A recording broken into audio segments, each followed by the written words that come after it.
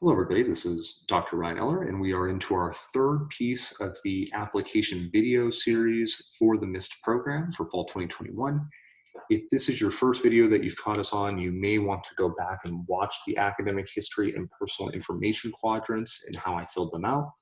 And even if you need help completing and creating your overall applicant kind of account and navigating here, there's even an earlier video for that in this playlist if you need help on those aspects of the application.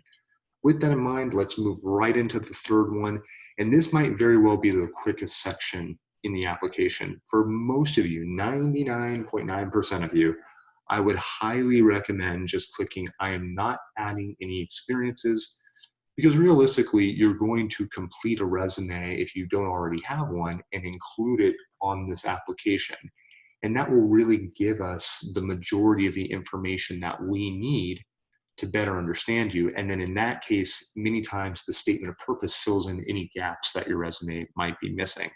So for many of you, I would really recommend just hitting I am not adding any experiences. But if you want to, you can, especially if there's some types of information that isn't on your resume, but you think would be beneficial to your application, certain work experience, things of that nature, okay?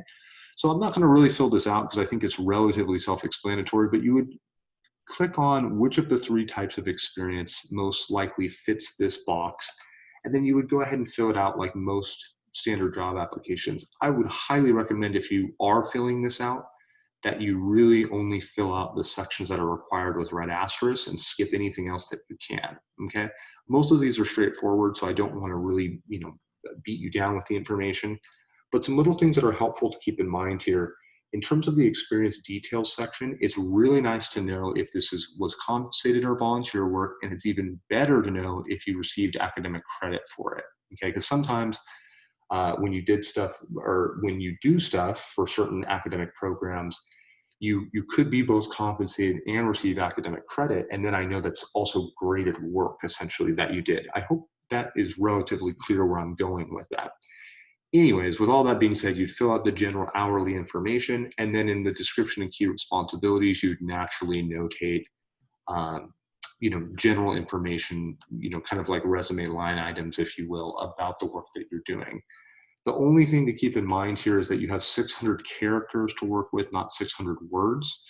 So that's a relatively small amount of space. So you can probably fit in, somewhere in the neighborhood of 5 to 6 sentences of information there.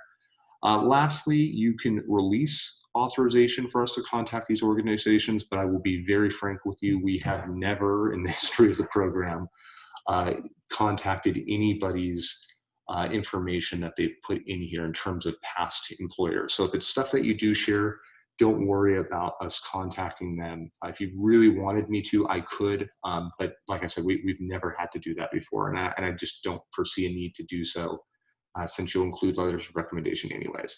So with that in mind, as I said before, I would highly recommend just hitting I am not adding any experiences, but if you do add some experiences here, I would really only recommend to add new experiences that you wouldn't have put on your resume or didn't put on your resume. So with that in mind, that would be the third section of the application. And really at this point, you're only one piece of the puzzle away from submitting your MIST application. Okay, so we will see you in the next video in this